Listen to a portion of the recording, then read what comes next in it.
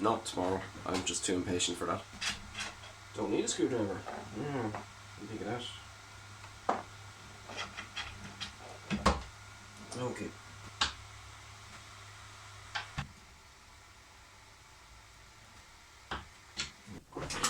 So now we can see what the belt does. You can see the connection between them all. If I turn this, it might turn the other two. Now, if you watch this or this, then you'll see them turn as I turn the lead screw at the back. Okay. Now, you can also see that the belt is a little bit loose. So what we're going to need to do to solve that, an adjustable tensioner, so I can push it in further if the belt gets looser, which it really shouldn't. As I turn this, you can see they stay at the bottom because they're rotating. But if we have this on a piece of wood and the wood is connected to the, I must learn the name of these things, connected to them, keeping them still, keeping them in that position, then as the lead screws rotate, that will force them to go up or down, in turn forcing the hotbed to go up and down. So the next step for us is to build a wooden plate that this is going to sit on. Right, so 40 by 40 by 40 on a thin piece of wood, let's say. Oh, well, that's nice and handy. Looks like we're nearly there with this already. Where did I put that? There it is.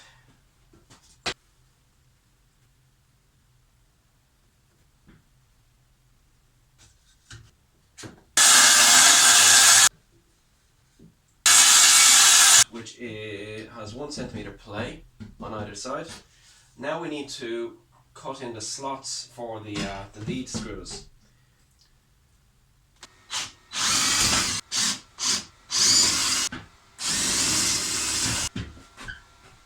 Now, next part is that I need to attach the hotbed to this. You don't just attach a hotbed directly onto the mount, because what happens with a printer is that you have the print head, don't know where I left that. The print head needs to kind of hover over the hotbed, but it needs to be at a very, very fine size. So it needs to be like 0.05 millimeters above the hotbed at all points, which means that we need to be able to adjust it, because I'm not going to get it right. So we need to be able to adjust the height of the hotbed dynamically as things change. Things get hot, they expand, things get cold, they contract. So we need to adjust things. So what I'm going to do is each corner of the hotbed has a screw hole, and it's actually designed for this purpose. So what you do is you'll make a hole in the mount where the screw holes are, put a screw through it, put a spring in there, and then if you tighten the screw, then you're adjusting the height of the hotbed. So the hotbed kind of floats above that. In fact, I don't really need to mark them, I could just drill straight through. I'm just going to stick the screws in there. Don't need to bolt it, it doesn't need to be tight or anything. It's just to keep them where they are. So, two different leads. We've got the positive, negative. They look like positive, negative, but they're not really. It doesn't really matter if it's positive or negative. It's just the whole hotbed is a large resistor, so it doesn't matter what direction the heat goes through. And then we have a thermistor, and again it doesn't matter. I don't know why they have red and black on this.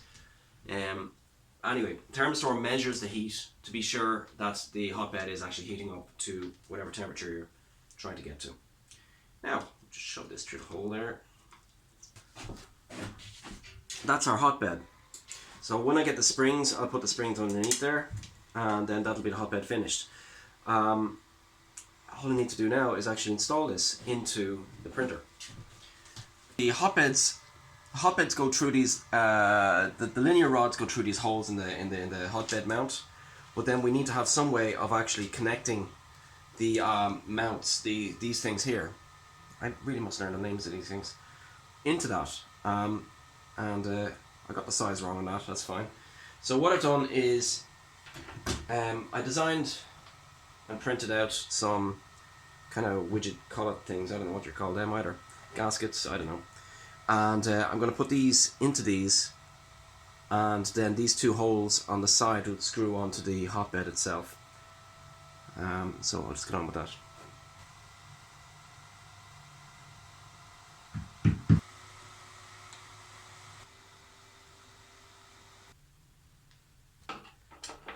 Put that in now, and then, ouch, pointy bit on the plastic thing.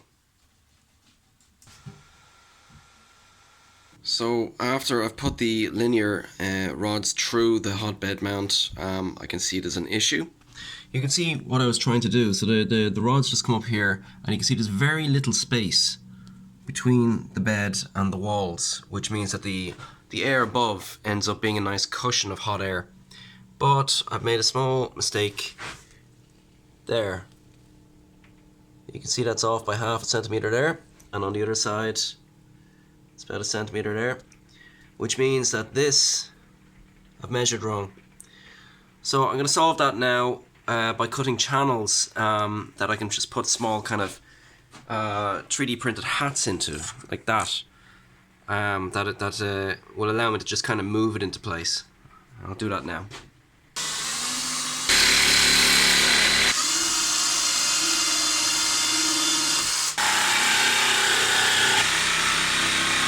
On the other side.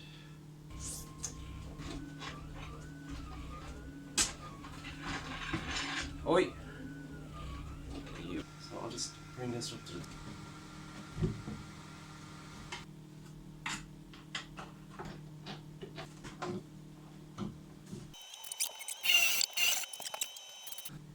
But now you can see I don't even need to turn the back linear rod. I can just move it with move the whole thing with the belt. I'll drill a hole in the back and put these cables through it, and it's nice and neat, isn't it? Okay, that's a good day's work. Nothing more here to do at the moment. I need to think about how to do the idler. There are two pieces now that need to be put on here. First off, the belt here is not tense, which means that it has a possibility of slipping on the gears as it gets turned. So this turns this lead screw. The motor turns the lead screw. The lead screw turns the little gear at the bottom here, and the belts then get turned by that. But if the belt is loose, well, then there's a possibility that it's just going to slip on the teat, and then these other two don't get turned, which means hotbed doesn't go up and down. So we need to tighten that. And to do that, I've 3D printed out a tensioner.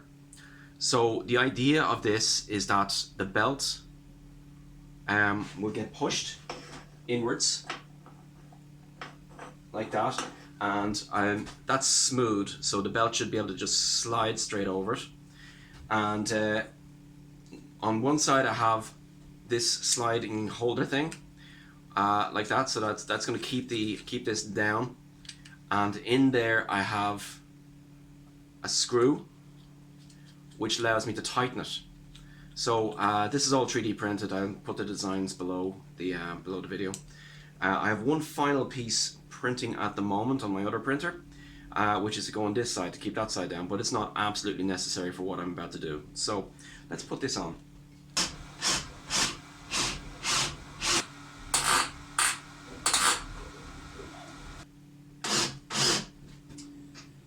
Okay, that goes there. Much better. The hot end, which squirts out the plastic, needs to start off pretty much nowhere, like no distance between the hot end and the hotbed, so that when it starts off, the plastic is touching the hotbed so that it sticks properly. If it's not touching, well, then you end up with something like this, which I printed earlier on my other printer when I'd taken it apart. I'd fixed a few things on it, but I forgot to re-level it. So that's what you end up with if you don't properly level your bed. In order to level the bed, you need to be able to adjust the height of each of these corners. And that's where the spring comes in again.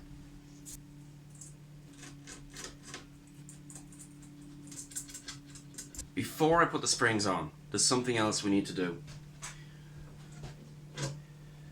The hotbed, when the hotbed is turned on, it takes a while because this entire bed needs to heat up to a certain temperature. Like if you're using PLA, for example, you might want it at 60 degrees centigrade. Now, in order to do that, the heat needs to travel along the entire bed. But while you're heating up the bed, it's also radiating heat out in upwards and downwards directions. Upwards, fine. We're going to want the air above it hot anyway, but downwards, that's a total waste. So before I put the springs back on, I'm going to put a small reflective insulation layer below it, which will help to keep the hotbed hot while keeping the bottom of it cool. So I have some insulation foam around here somewhere.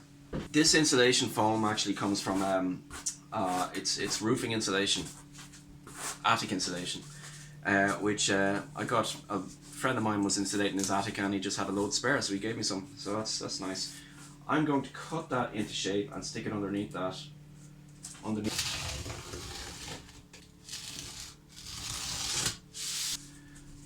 Ooh, it's very bright, isn't it? So, and that's kind of the point. It reflects everything, including heat. So I'm going to put that under there and just cut the edges off so we can put the springs through. Simple. And that goes under there. There. Right. Bolt goes through onto the string.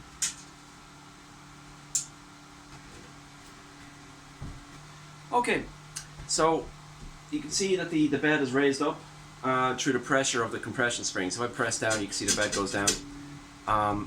So only problem I have here is that the under mat thing is kind of loose, and so I'm going to glue that down. So I'll just undo what I've done now and glue that down to the board and then do it again.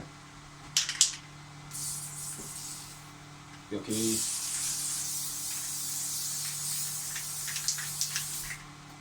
Awesome.